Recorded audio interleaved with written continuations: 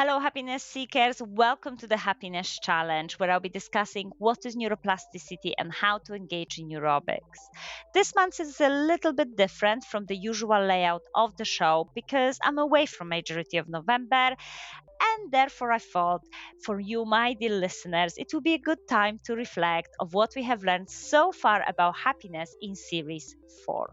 So in this short episode, first of all, I'm going to explore the concept of neuroplasticity and neurobics. What is it? How does it relate to happiness?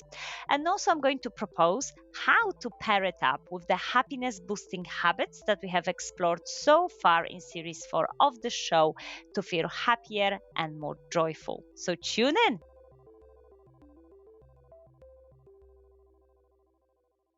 So, what is neuroplasticity?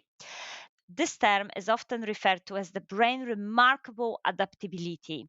It's simply our brain's ability to reorganize itself by forming new neural connections throughout life. And for many years, scientists wrongly believed that neuroplasticity is applicable only to children. But actually, now we know that the brain can change and adapt no matter what's our age. Whether through learning a new skill, developing a new habit, adapting to changing circumstances, neuroplasticity is the core of these processes. It reminds us that the brain is not a static entity at all, but rather a dynamic and resilient organ that is capable of growth and adaptation. And understanding this is crucial to our happiness because neuroplasticity is the mechanism which allows us to learn how to be happier. So, here are three examples of how neuroplasticity and happiness are interconnected. The first example of neuroplasticity and happiness interconnection is mindfulness and meditation. Practices like mindfulness and meditation, which involve focused attention and awareness, have been shown to induce neuroplastic changes in the brain. And these changes in turn lead to increased emotional regulation, reduced stress, and overall sense of well being, promoting happiness. A second example is positive thinking. Neuroplasticity plays a role in shifting our thought patterns.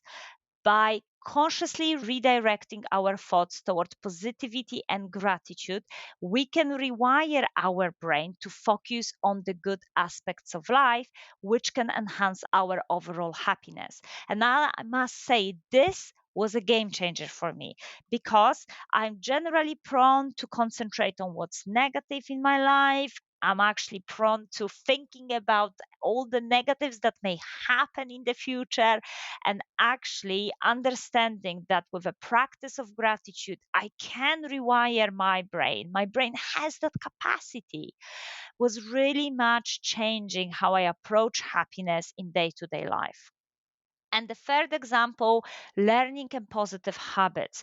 Neuroplasticity enable us to acquire new knowledge and skills. So when we engage in learning experiences that brings us joy and satisfaction, which could be anything, mastering a musical instrument, learning how to cook a new recipe, learning a new language, our brain rewires itself to support these abilities.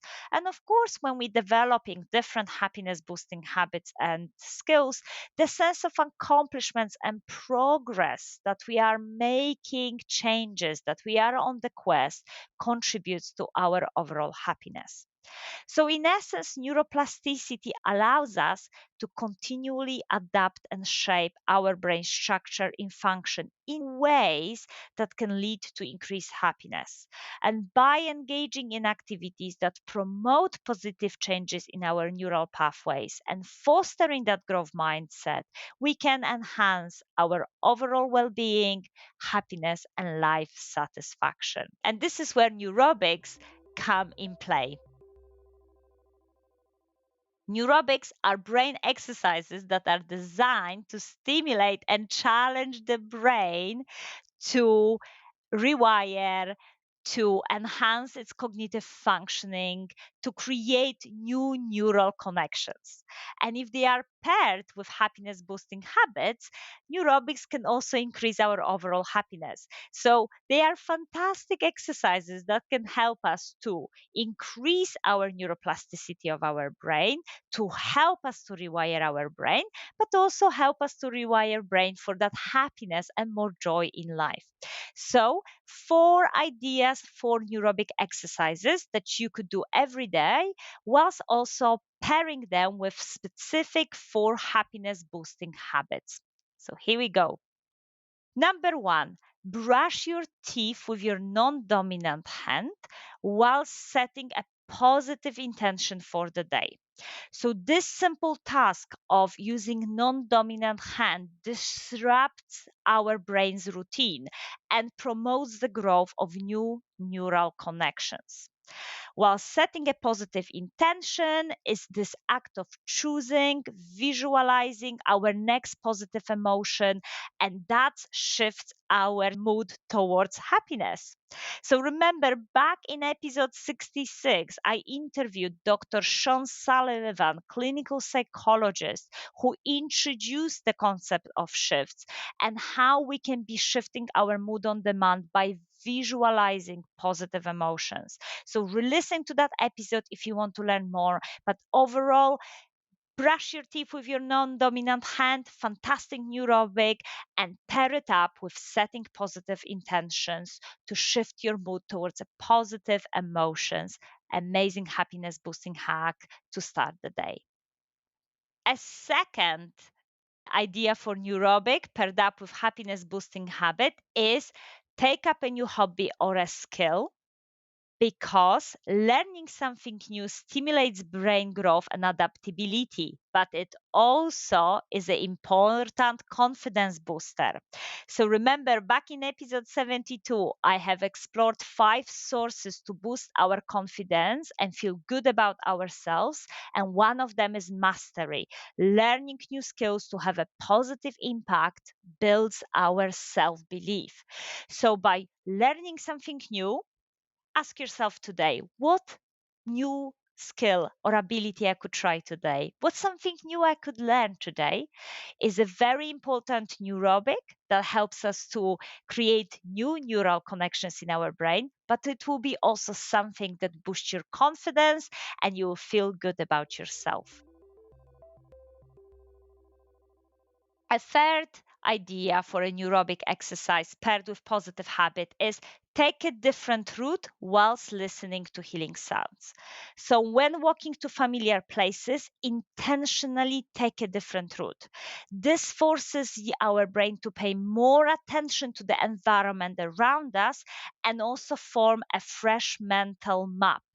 Whilst healing sounds keep our parasympathetic nervous system engaged, helping us to feel relaxed. So remember, back in episode 74, you can dive deeper in how to stimulate your nervous system to unwind and relax.